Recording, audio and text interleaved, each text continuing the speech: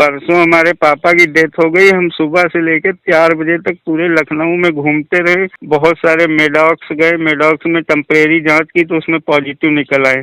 हम उनको लेके सौसैया हॉस्पिटल है कोविड का यहीं सरकारी, वहाँ लेके गए। वहाँ सीएमओ ऑफिस में बात की, सब कहीं बात की। उन्होंने कहा जब तक रिपोर्ट नहीं आएगी ऐसे एडमिट नहीं करेंगे। तो उन्होंने कहा घर जाओ और कुछ नहीं हो सकता है। जांच कर ली, आज सुबह फोन आया है 48 घंटे बाद की। तो हमने बताया पापा की डेथ हो गई है। हमने कहा हमारी माता जी की तबीयत खराब है, इनको कुछ मिल जाता ट्रीटमेंट, जांच हो जाती। घर पे हम ले जाने में असमर्थ, अकेले हैं। और माता जी की सुबह से उल्टियाँ हो रही, शरीर पूरा काला पड़ा जा रहा है। ना जांच हो पा रही, ना कोई दवा मिल पा रही है। प्राइवेट वाले कह रहे हैं जब तक कुछ नहीं एडमिट करवा हम नहीं कर सकते, हम बिना जांच के कुछ नहीं करेंगे।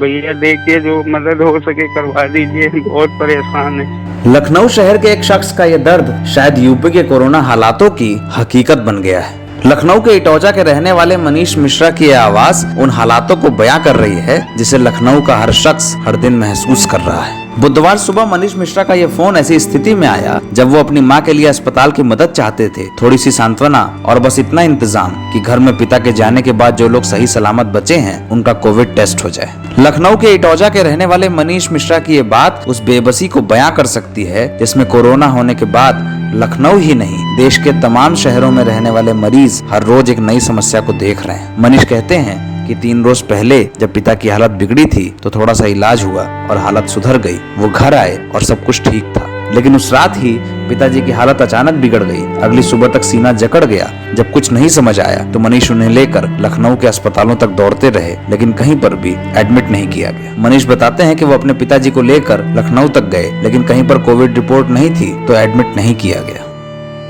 अस्पताल की बात को दोहराते मनीष ये कहने लगे कि कहीं पर ऑक्सीजन नहीं मिल पाई, अगर मिल जाती तो पिताजी शायद बच जाते। हमारे पास भैया रिपोर्ट हो जाएगी अगर तो हम प्राइवेट में भी चले जाएंगे तो तुरंत एडमिट कर लेंगे। हाँ, सही बात है। रिपोर्ट पॉजिटिव नहीं है तो तुरंत एडमिट करेंगे वो लोग। हाँ।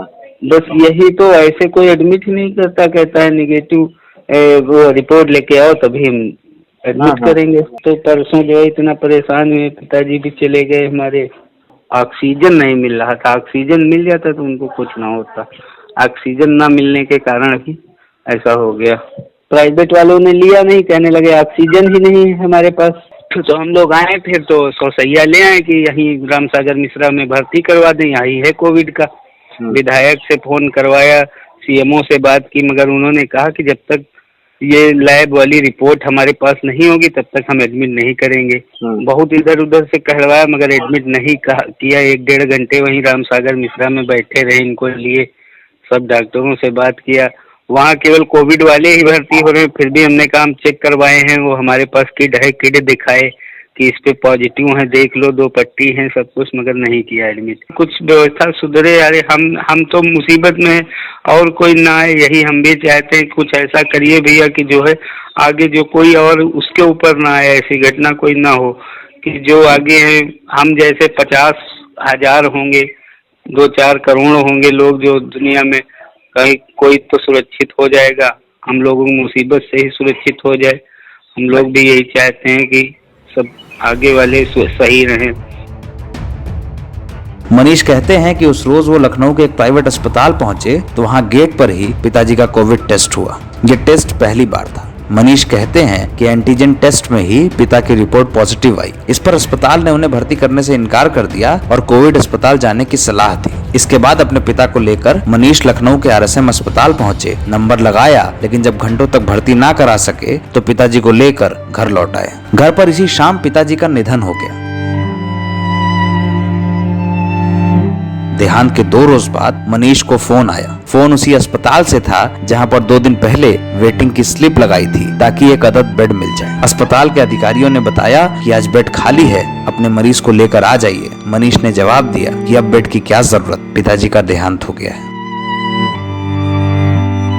मनीष ने इसी नंबर पर यह भी कहा कि उनकी मां की हालत सीरियस है, अगर संभव हो तो उनका इलाज करा दिया जाए। मनीष कहते हैं कि अब वो बस इतना चाहते हैं कि उनके घर वालों का टेस्ट हो जाए ताकि मां की नेगेटिव रिपोर्ट दिखाकर उन्हें अस्पताल में भर्ती कराया जा सके। मनीष इसके लिए कोई सरकारी अस्पताल भी नहीं चाहते जहाँ पर बहुत पुख्ता इंतजाम हो। मनीष का सिर्फ इतना कहना है कि एक नेगेटिव रिपोर्ट मिल जाए ताकि प्राइवेट अस्पताल में भर्ती कराने में कोई असुविधा ना हो। लखनऊ में रहने वाले मनीष बेबस हो चुके आम आदमी की कतार में पहले नहीं है। लखनऊ के तमाम अस्पतालों में हालत यही है, फिर क्या प्राइवेट, क्या सरकारी और क्या कोई और। मरीजों की कतार में आम रोगों के रोगी कोविड रिपोर्ट की दरकार में बिना भर्ती हुए भटक रहे हैं। ऑक्सीजन आपूर्ति की सांस फूलने लगी है और बिस्तरों की संख्या कितनी है वो सिर्फ इतने से समझना होगा कि लोग कार में बैठकर ऑक्सीजन लगाए किसी तरह अपनी पारी आने का इंतजार कर रहे हैं।